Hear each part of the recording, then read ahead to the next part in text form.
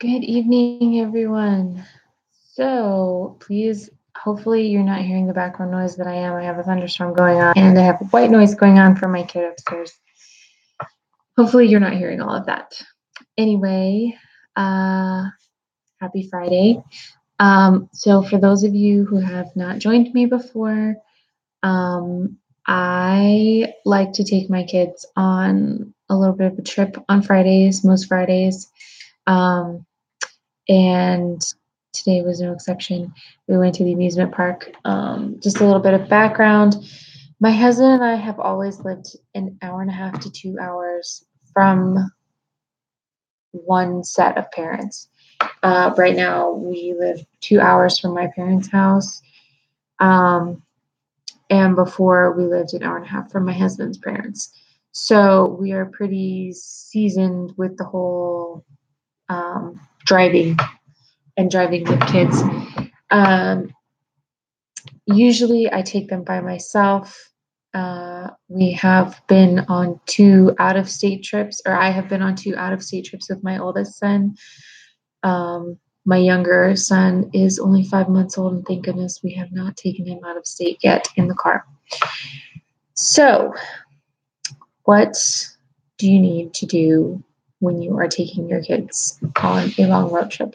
And I personally consider an hour a long road trip with a small child. I'm going to start with my oldest son, and then I will tell you about taking a baby. And I will also tell you about what you need as mom if you are going to be taking your kids in the car for a long period of time. So, my oldest child is 3. The first time that we took him on a long car trip, he was 3 months old, and it was awful. It was so awful. My husband didn't want to plan into our road trip time stopping to feed the baby. And I was breastfeeding, and my son would not take a bottle. He would not take a pacifier, and he would not go to sleep unless we were out of the car. So it was really bad. Subsequently, I spent a lot of time in the car with him. I have figured some things out, and here are the things that I have figured out. As a 3-year-old, this is how I prepare my child, and this is how I take him on a long trip. Obviously, the night before, I want him to get good sleep, so I try and take him out to play late in the day the night before so that he will sleep. And I also try and prepare everything that I'm going to need the night before because it makes things a lot simpler in the morning. It keeps me from feeling rushed. It keeps him from feeling stressed, and I can focus on actually getting him ready and into the car. So when he wakes up, he eats breakfast, goes potty. I get him dressed, brush his teeth, and put him in the car. Now, sometimes he'll wear his shoes because he wants to, but I usually try and leave his shoes off because it's uncomfortable to ride in your shoes. I want him to be as comfortable as possible. And now these are the things that I pack for him. Snacks. Because he's going to ask for snacks because 1, he's bored. 2, he will be hungry. And 3, they make really good bribes. And they help him to calm down and be quiet sometimes. So I get him snacks. I get him treats. I get him whatever is going to help him to be calm because sitting in the car for a long time is not fun. 2, I pack a big toy that he can get from next to his car seat by himself, a big toy that will fit on his lap, a big toy that he can easily control. In my car, I keep a Magnadoodle. I don't know if you remember those, but it's there in my car. And it's convenient. It fits on his lap. He can pick it up, put it down. It's simple.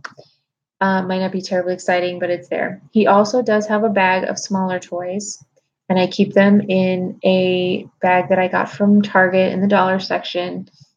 Also easy to pick up and down Some of those things fall on the floor and we cannot get them. The big toy will always be there because he's less likely to drop it. Number three, what I always have when we are in the car is a bottle of water. His car seat has a cup holder in it. And then, of course, I have my water bottle. So we always, always, always have water with us in the car. I also always bring an extra change of pants and underwear. And if we go somewhere in the car, I also pack him a diaper and pajamas.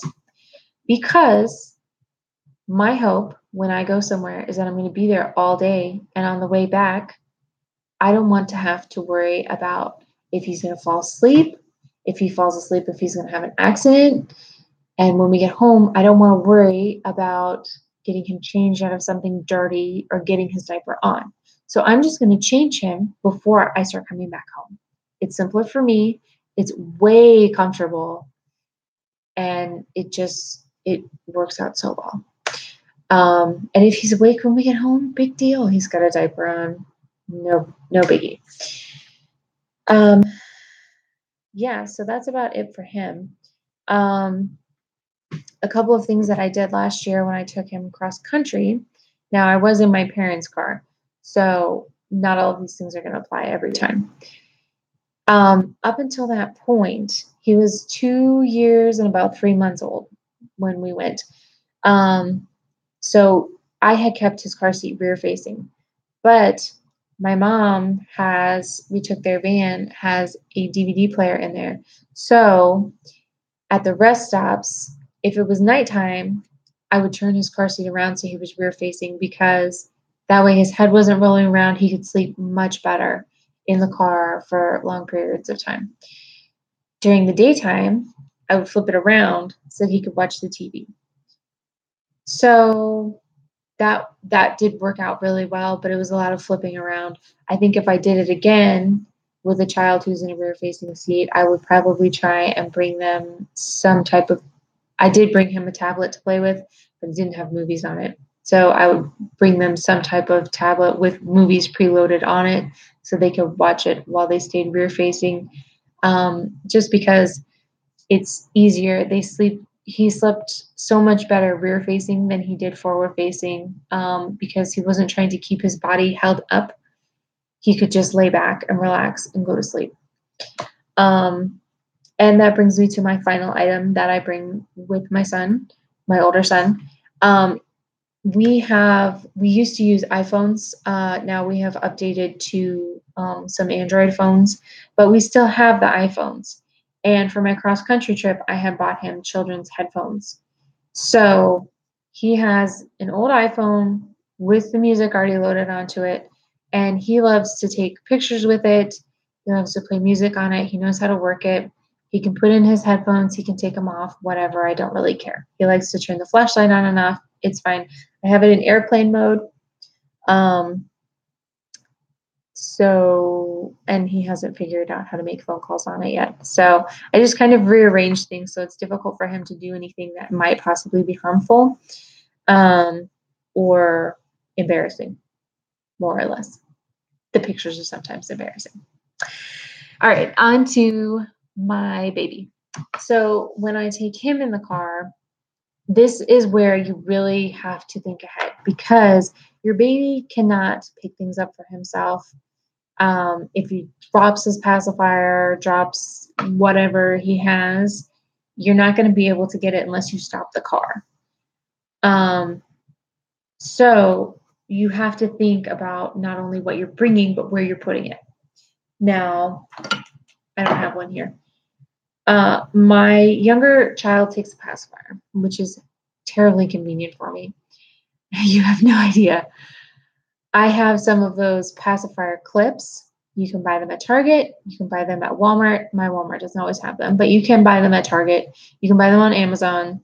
They have a little loop on them and a clip on the end so you can clip it to their clothes. What I do is once I get him in his car seat, I clip it to the strap, the car seat strap that's going to be closest to me. I do this because if he spits it out, I can reach back there without looking and he is also on the passenger side so that I can reach him if I need to, I can reach back, grab that strap instead of trying to fish around and find his pacifier, or fish around in the diaper bag and try and find a new pacifier because I can't find the other one. So I can reach back, grab it, pop it in his mouth. He's old enough now, luckily, where he understands that he needs to face the pacifier to get it in his mouth. I also bring both of my kids usually a blanket. My little one sometimes gets cold with the AC on, even if it's really hot out. So he has a blanket. He can play with it. He can chew on it. I have a mirror so I can see, make sure that he's not choking on it or covering his face or whatever, which most people have. So I'm just going to assume that you have that. And also for him, I have a few soft toys, and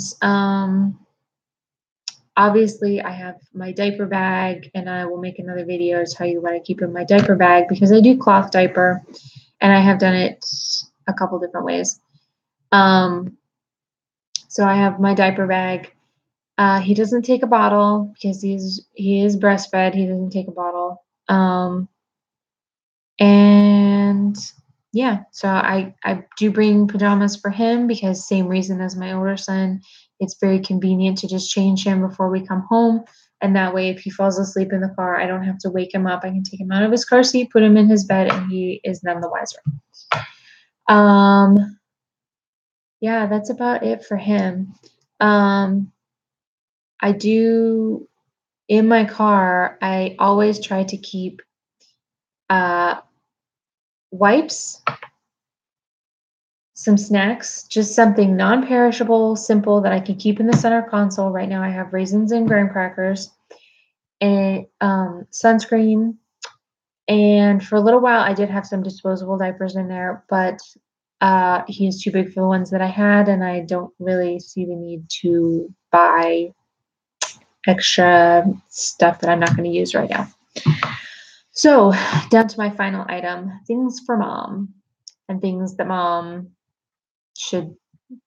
this mom does to make her car trips a little bit easier. I always make sure that I have something to eat. Because I am on keto, sometimes it's inconvenient when I'm going places. I always try to bring snacks for myself.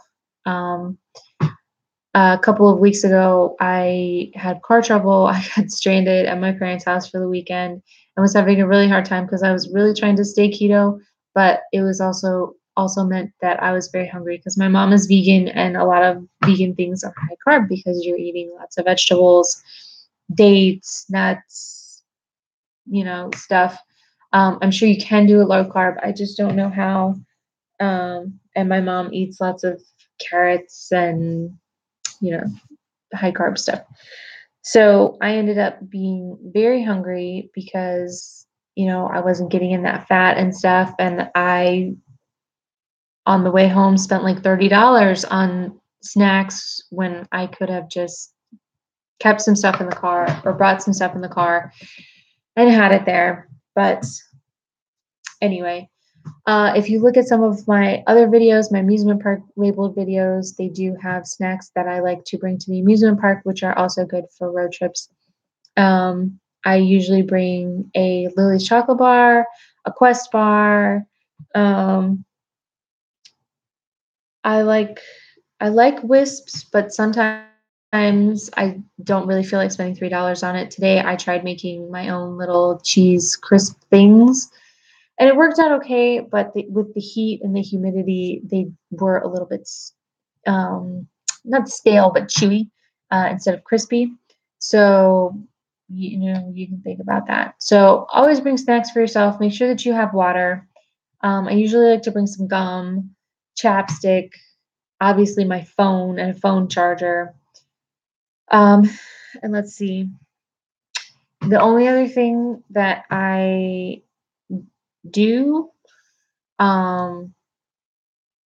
is I have to make sure that everything is convenient for me to get.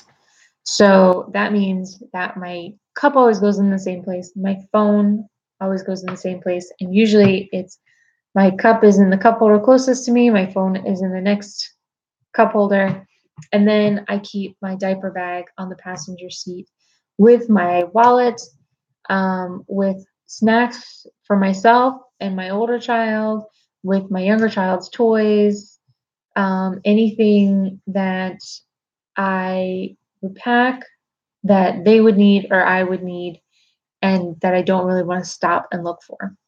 So if my older child wants a snack, I can reach over there without looking because I know where it is. I got it. Here you go. We're good. My baby needs an extra pacifier. He needs a toy. Got it. There you go. I'm getting stressed out. I need my chocolate bar. Right there. So that is how I road trip. Oh, and one more thing. I always bring my stroller. And I have a tandem double stroller. And this is why I love it. Because it fits. It fits everywhere. I was on my way back from a really, really long weekend with my car trouble, and mama just had to pee. I could not wait. But both of my kids were asleep. So what did I do? I pulled out my tandem stroller. I flipped around the front seat with my older child in it and laid it back, put them both in there. I fit through the door. I fit into the family restroom, got them both back out into the car. They were none the wiser. It was fantastic. Always, always keep your stroller in the car.